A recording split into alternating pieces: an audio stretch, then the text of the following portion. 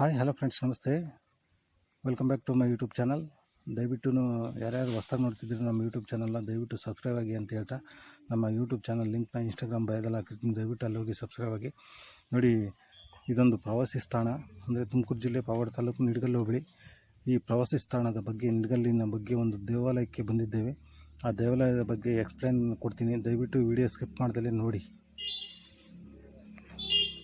ನಿಡಗಲ್ ಹೋಬಳಿ ಅಂದರೆ ನಿಡಗಲ್ ಹೋಬಳಿಯಲ್ಲಿರ್ತಕ್ಕಂಥ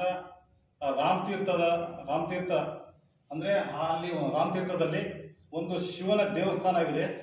ಆ ಶಿವನ ದೇವಸ್ಥಾನಕ್ಕೆ ಇವತ್ತು ಮಹಾಶಿವರಾತ್ರಿ ಎಂದು ನಾವು ಬಂದಿದ್ದೇವೆ. ಅರ್ಚಕರನ್ನ ಕೇಳೋಣ ಈ ದೇವಸ್ಥಾನದ ಬಗ್ಗೆ, ಇವರು ಮಾಹಿತಿ ಏನು ಹೇಳ್ತಾರೆ, ಎಷ್ಟು ಜನ ಭಕ್ತಾದಿಗಳು ಬರ್ತಾರೆ, ಇಲ್ಲಿನ ಒಂದು ವಿಶೇಷತೆ ಏನು ಅನ್ನೋದನ್ನ ದಯವಿಟ್ಟು ಪೂಜಾರನ್ನೇ ಕೇಳನ್ರಿ. ಪೂಜಾರಿ ನಮಸ್ಕಾರ. ನಮಸ್ಕಾರ.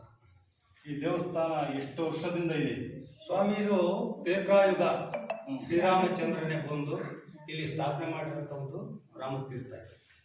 ಇಲ್ಲಿ ಆ ವನವಾಸ ಕಾಲದಲ್ಲಿ ಆ ಶ್ರೀರಾಮ, ಸೀತಾ, ಆಂಜನೇಯ ವನವಾಸ ಬಂದಾಗ ಇಲ್ಲಿ ಅವರು ಒಂದು ತಪಸ್ಸು ಮಾಡಿ ಶಿವನ ಧ್ಯಾನ ಮಾಡಿರೋಂಥದ್ದು ಇದು ಜಾಗ. ಅದಕ್ಕಾಗಿ ಇಲ್ಲಿ ಆ ರಾಮತೀರ್ಥ ಅಂಬದು ಯಾಕೆ ಬಂತಂದ್ರೆ, ಆ ಶ್ರೀರಾಮಚಂದ್ರನ ಪಾರ್ವತಿ ಸೀತಾದೇವಿ ಪಾದಪೂಜೆ ಮಾಡಿ ಆವಾಗ ಆ ಪಾದಪೂಜೆ ನೀರನ್ನೇ ಅಲ್ಲಿ ಕಲ್ಯಾಣಿ ಆಗಿ ಗಂಗಾದೇವಿ, ಇವಾಗ ಅದನ್ನೇ ಗಂಗಾದೇವಿ ಮಾಡೋದು. ಆ ಬಾವಿಯಲ್ಲಿ ನೀರಿದೆಯಲ್ಲ ಈಗ ಕಲ್ಯಾಣಿ ಬಾವಿನ ಸೀತಾದೇವಿ ರಾಮನ ಪಾದಪೂಜೆ ನೀರೇ ಅದು ಕಲ್ಯಾಣಿ. ಅವರೆಲ್ಲ ಕುತ್ಕೊಂಡು ಇಲ್ಲಿ ಆ ಶಿವನ ಪ್ರಾರ್ಥನೆ ಮಾಡಿ ಆ ಶಿವನ ಇಲ್ಲಿ ಧ್ಯಾನ ಮಾಡಿರುವಂತ ಜಾಗ. ಅಂದ್ರೆ ಮಹಾಶಿವರಾತ್ರಿ ದಿವಸ ಮಾತ್ರ ನೀವು ಈ ತರ ಪಾತ್ರಗಳು ಪೂಜೆ ಮಾಡ್ತೀರೋ ಅಥವಾ ಪ್ರತಿ ಸೋಮವಾರ ಶನಿವಾರ ಇಲ್ಲಿ ಕನಿಷ್ಠ ಅಂದ್ರೆ ಒಂದು 100 ಜನ ಬಂದು ಹೋಗ್ತಾ ಇದ್ರು.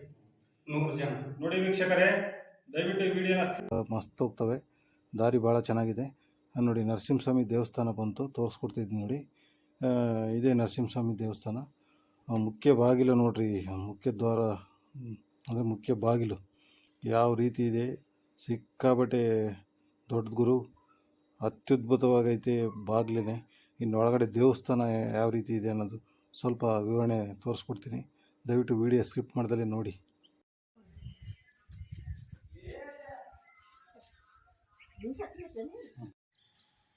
ನೋಡಿ ವೀಕ್ಷಕರೇ, ಇದು ಮದುವೆ ಸಂಭ್ರಮಗಳಲ್ಲಿ, ಮದುವೆ ಅಂದರೆ ಪ್ರೋಗ್ರಾಮ್ ಯಾರಾದರೂ ಒಂದು ಮದುವೆ ಕಾರ್ಯಕ್ರಮಗಳಲ್ಲಿ ಇಲ್ಲಿ ನರಸಿಂಹಸ್ವಾಮಿ ದೇವಸ್ಥಾನ ಹತ್ರ ಎಷ್ಟು ವಿಶಾಲವಾಗಿದೆ ಅಂತ ಹೇಳಿ ನೋಡಿ. ಎಷ್ಟೆಷ್ಟು ಮದುವೆಗಳು, ಸಾವಿರಾರು ಮದುವೆಗಳು ನಿಂತೋಗಿದ್ದಾವೆ, ಲಕ್ಷಾಂತರ ಮದುವೆಗಳು ನಿಂತೋಗಿದ್ದಾವೆ. ನಿಮ್ಮ ಒಂದು ಕಾರ್ಯಕ್ರಮ ಯಾವುದಾದ್ರೂ ಮಾಡಬೇಕು ಅಂದ್ಕೊಂಡ್ರೆ ದಯವಿಟ್ಟು ಇಲ್ಲಿ ಬಂದು ಮಾಡ್ಬೋದು. ನೋಡಿ, ನರಸಿಂಹಸ್ವಾಮಿ ದೇವಸ್ಥಾನ ನಿಡಗಲ್ಲಲ್ಲಿ ಯಾವ ರೀತಿ ಇದೆ ಅನ್ನೋದು ಎಲ್ಲ ತೋರಿಸ್ಕೊಡ್ತಿದ್ದೀನಿ ನೋಡಿ. ಸಂಪೂರ್ಣ ವಿಡಿಯೋ ಇಲ್ಲಿ ತೋರಿಸ್ಕೊಡ್ತೀನಿ ನೋಡಿ.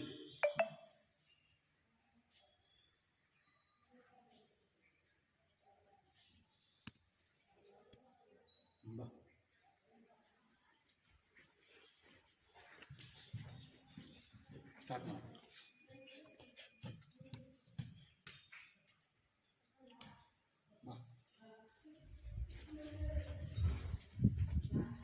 ನೋಡಿ, ನರಸಿಂಹಸ್ವಾಮಿಯ ಮೇನ್ ದ್ವಾರಕ ಅಂದರೆ ಮೇನ್ ಬಾಗಿಲು ನೋಡಿ ಯಾವ ರೀತಿ ಇದೆ ಅನ್ನೋದು ಎಲ್ಲ ಸಂಪೂರ್ಣ ವಿಡಿಯೋದಲ್ಲಿ ತೋರಿಸ್ಕೊಡ್ತೀವಿ ನೋಡಿ. ಬಾ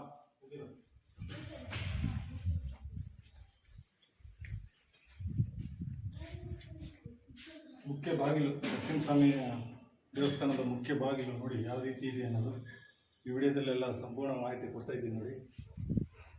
ನೋಡಿ ಯಾವ ರೀತಿ ಇದೆ, ಎಷ್ಟು ಅದ್ಭುತವಾಗಿ ಮಾಡಿದ್ದಾರೆ ಅನ್ನೋದು ತೋರಿಸ್ಕೊಡ್ತಾ ಇದ್ದೀನಿ ನೋಡಿ. ತುಂಬ ವಿಶೇಷವಾಗಿದೆ ಈ ಬಾಗಿಲು, ಮುಖ್ಯ ದ್ವಾರದ ಬಾಗಿಲು ನೋಡ್ತಿದ್ದೀರಲ್ವ. ವಿಶೇಷತೆ ಅಂದರೆ ಪ್ರತಿ ದಿವಸನೂ ತೆಗೆದಿರ್ತದೆ ಈ ಥರ ಬಾಗಿಲು, ಅಥವಾ ವಾರಕ್ಕೊಂದ್ಸಲಿನ? ಇಲ್ಲ, ಪ್ರತಿ ದಿವಸನೂ ತೆಗೆದಿರುತ್ತೆ. ನಿತ್ಯ ಪೂಜೆ. ಆದರೆ ವಿಶೇಷವಾದ ಪೂಜೆ ಅಂದರೆ ಶನಿವಾರ ವಿಶೇಷವಾಗಿ ಪೂಜೆ ನಡೆಯುತ್ತೆ. ಶನಿವಾರ ಹಬ್ಬದ ದಿನಗಳಲ್ಲಿ ಸ್ವಾಮಿಗೆ ಪಂಚಾಮೃತ ಅಭಿಷೇಕ, ಅಲಂಕಾರ, ಅರ್ಚನೆ ಇವೆಲ್ಲ ನೋಡಿ. ವೀಕ್ಷಕರೇ, ದಯವಿಟ್ಟು ಈ ವಿಡಿಯೋ ನೋಡ್ತಕ್ಕಂಥವ್ರು ಯಾರು ಸ್ಕಿಪ್ ಮಾಡಬೇಡಿ ನೋಡಿ. ಇಲ್ಲಿನ ವಿಶೇಷತೆ ಅರ್ಚಕರು ಹೇಳಿದಾಗೆ ಅಂದರೆ ಇಲ್ಲಿ ನಾವು ಏನು ಬೇಡ್ಕೊಳ್ತೀವೋ ಅದನ್ನ ದಯವಿಟ್ಟು ಇದು ಕಾರ್ಯ ನೆರವೇರುತ್ತಂತೆ. ಅಂದರೆ ಸ್ವಾಮಿಗಳು ಹೇಳ್ತಾ ಇದ್ದಾರೆ 108 ಸಾಲಿಗ್ರಾಮ್ ಇರ್ತಕ್ಕಂಥ ಒಂದು ವಿಶೇಷವಾದ ದೇವಾಲಯ ಅಂದರೆ ತಪ್ಪಾಗಲಾರ್ದು. ಅಂದರೆ ನರಸಿಂಹಸ್ವಾಮಿ ದೇವಸ್ಥಾನ ನಿಡ್ಗಲಲ್ಲಿ ಇರ್ತಕ್ಕಂಥದ್ದು. ಇದ್ರ ಬಗ್ಗೆ ಸ್ವಾಮಿಯರು ಏನು ಹೇಳ್ತಾರೆ ಅನ್ನೋದು ದಯವಿಟ್ಟು ಕೇಳೋಣ ಬನ್ನಿ. ಇನ್ನೊಂದು ವಿಶೇಷ ಏನಂದ್ರೆ ನಮ್ಮ ಮನಸ್ಸಿನಲ್ಲಿ ಏನಾದರೂ ಕೋರಿಕೆಗಳಿದ್ರೆ ಇಲ್ಲಿ ಸುಲಭವಾಗಿ ನೆರವೇರಿಸ್ಕೋಬಹುದು. ಸ್ವಾಮಿಯನ್ನು ಮನಸ್ಸಿನಲ್ಲಿ ಪ್ರಾರ್ಥನೆ ಮಾಡಿಕೊಂಡು 11 ಸಲ ಪ್ರದಕ್ಷಿಣೆ ಮಾಡಿದ್ರೆ ನೆರವೇರುತ್ತೆ. ನೆರವೇರಿದ ಮೇಲೆ ನೋಡಿ ವೀಕ್ಷಕರೇ, ಈ ಸ್ವಾಮಿನ ಅಂದ್ರೆ ನರಸಿಂಹಸ್ವಾಮಿ ದೇವರನ್ನ ನೀವು ಮನಸ್ಸಿನಲ್ಲಿ ಏನಾದರೂ ಒಂದು ನಿಮ್ಮ ಕೋರಿಕೆ ಅಂದ್ರೆ ಇಟ್ಟಿದ್ರೆ 11 ಬಾರಿ ಅಂದ್ರೆ ಪ್ರದಕ್ಷಿಣೆ ಮಾಡಿ ಇದಕ್ಕೆ ನಮಸ್ಕರಿಸಿದ್ರೆ ನಿಮ್ಮ ಕಾರ್ಯ ಅಂತೂ ವಿಫಲವಾಗಲ್ಲಂತೆ. ದಯವಿಟ್ಟು ಈ ವಿಡಿಯೋ ನೋಡ್ತಕ್ಕಂಥ ಸಾಕಷ್ಟು ಜನಕ್ಕೆ ಶೇರ್ ಮಾಡಿ. ನೆರವೇರಿದ ಮೇಲೆ ದೇವರಿಗೆ ಅಣಕೈ ಮಾಡಿಸ್ಕೊಂಡು 108 ಸಲ ಪ್ರದಕ್ಷಿಣೆ ಮಾಡಬೇಕು. ಇದು ವಿಶೇಷ. ಮಾಮೂಲಾಗಿ ವಿದ್ಯಾರ್ಥಿಗಳಿಗೆ ಉನ್ನತ ವಿದ್ಯೆಗಾಗಿ, ವಿವಾಹ ಆಗದಿದ್ದವರಿಗೆ ವಿವಾಹಕ್ಕೋಸ್ಕರ, ಸಂತಾನವಿದ್ದವರಿಗೆ ಸಂತಾನಕ್ಕೋಸ್ಕರ, ಈ ಥರ ಮನಸ್ಸಿನಲ್ಲಿ ಏನು ಕೋರಿಕೆಗಳಿದ್ರು ಸ್ವಾಮಿಯನ್ನು ಮನಸ್ಸಿನಲ್ಲಿ ಪ್ರಾರ್ಥನೆ ಮಾಡಿಕೊಂಡು 11 ಸಲ ಪ್ರದಕ್ಷಿಣೆ ಮಾಡಿದ್ರೆ ನೆರವೇರುತ್ತೆ. ನೆರವೇರಿದ ಮೇಲೆ 108 ಸಲ ಪ್ರದಕ್ಷಿಣೆ ಮಾಡಬೇಕು. ಇದು ವಿಶೇಷ. ನೋಡಿ ಸ್ವಾಮಿಯವರು ಹೇಳ್ತಕ್ಕಂಥ ಮಾತು ನಿಮಗೆ ಅರ್ಥ ಆಗೈತೆ ಅಂದ್ಕೊಂತೀವಿ. ದಯವಿಟ್ಟು ಯಾರೂ ಈ ವಿಡಿಯೋನ ಸ್ಕಿಪ್ ಮಾಡದೆ ನೋಡಿ. ಇನ್ನೂ ಹಲವಾರು ದೇವಸ್ಥಾನಗಳ ಬಗ್ಗೆ ಇಲ್ಲಿ ನಿಡ್ಗಲಲ್ಲಿ ಇರ್ತಕ್ಕಂಥ ವಿಶ್ಲೇಷಣೆ ಇದೆ. ದಯವಿಟ್ಟು ಯಾರು ವಿಡಿಯೋ ಸ್ಕಿಪ್ ಮಾಡದೆ ನೋಡಿ. ಅದ್ರದ್ದು ಗೈಡ್ಲೈನ್ಸ್ ಕೊಡ್ತೀನಿ. ನೋಡಿ ವೀಕ್ಷಕರೇ, ದಯವಿಟ್ಟು ಈ ವಿಡಿಯೋನ ಸ್ಕಿಪ್ ಮಾಡದಲ್ಲಿ ನೋಡಿ. ಇದು ವಿರೂಪಾಕ್ಷ ಸ್ವಾಮಿ ದೇವಸ್ಥಾನದ ಅರ್ಚಕರ ಹೇಳ್ತಕ್ಕಂಥ ಇದೊಂದು ಮಾತು. ಮತ್ತೆ ಭಕ್ತಾದಿಗಳು ಬರ್ತಾರಲ್ಲ, ಆ ಈ ವಿರೂಪಾಕ್ಷ ಸ್ವಾಮಿಗೆ ನಿಂತ್ಕೊಂತಾರಲ್ಲ, ಆ ಭಕ್ತಾದಿಗಳಿಗೆ ಅಂದರೆ ಏನಾದರೂ ನಮ್ಮ ಬೈಕ್ ಇಳಿಯಲಿ ಅಂತೇಳಿ ಬರ್ತಲ್ಲ, ಬೈಕ್ ಇಳಿಯಲಿ ಅಂತ ಬರ್ತಲ್ಲ, ಅದು ಏನಾದರೂ ನೆರವೇರಿದೆಯಾ? ಖಂಡಿತ ಇಲ್ಲಿ ಬಹಳಷ್ಟು ಪವರ್ ಇದೆ. ಈ ಸಂಸ್ಥಾನದಲ್ಲಿ ಕೂತು ಏನಾದರೂ ಮಾತಾಡಿದ್ದೆ ಆದರೆ ಅವರ ಸಂಕಲ್ಪ ನಿಜವಾದ ಸತ್ಸಂಕಲ್ಪವೇ ಆಗಿದ್ರೆ ಅವರು ಅಂದ್ಕೊಂಡಂತಹ ಕಾರ್ಯ ನಿರ್ವಿಘ್ನವಾಗಿ ಕೈಗೊಳ್ಳುತ್ತದೆ. ನೋಡಿ ವೀಕ್ಷಕರೇ, ದಯವಿಟ್ಟು ಈ ಮಾತನ್ನು ಅರ್ಚಕರು ಹೇಳ್ತಕ್ಕಂಥ ಮಾತನ್ನು ದಯವಿಟ್ಟು ಹಿಂದೂಸಿನ ಮಾಡಬೇಡಿ. ನೋಡಿ ಅವ್ರು ಹೇಳ್ತಕ್ಕಂಥದ್ದು ಭಕ್ತಾದಿಗಳು ಯಾರೇ ಬರಲಿ ಅಂದರೆ ಇಲ್ಲಿ ಬಂದು ಸನ್ನಿಧಾನದಲ್ಲಿ ಅವರು ಏನು ಕೋರಿಕೆಯನ್ನು ಇಡ್ತಾರೋ ಆ ಕೋರಿಕೆಯನ್ನು ಖಂಡಿತವಾಗೂ ಈಡೇರುತ್ತೆ ಅಂತೇಳಿ ಅರ್ಚಕರು ಹೇಳ್ತಾ ಇದ್ದಾರೆ. ದಯವಿಟ್ಟು ಯಾರನ್ನು ಈ ವಿಡಿಯೋನ ನೋಡಿದ್ರಲ್ಲ ಇವತ್ತಿನ ದಿವಸ ಏನೇನು ಎಲ್ಲೆಲ್ಲಿ ಯಾವ್ಯಾವ ದೇವಸ್ಥಾನಕ್ಕೆ ಹೋಗಿದ್ವಿ ಅಂತೇಳಿ. ನಿಡ್ಗಲ್ದು ಅತ್ಯದ್ಭುತವಾದ ಒಂದು ಟೂರಿಸಮ್ ಪ್ಲೇಸ್ನ ನಾನು ಎಲ್ಲ ದೇವಸ್ಥಾನಗಳ ಬಗ್ಗೆ ಎಲ್ಲ ವಿಸಿಟ್ ಕೊಡಿಸಿ ಎಲ್ಲ ಎಕ್ಸ್ಪ್ಲೇಷನ್ ಕೊಟ್ಟಿದ್ದೀನಿ.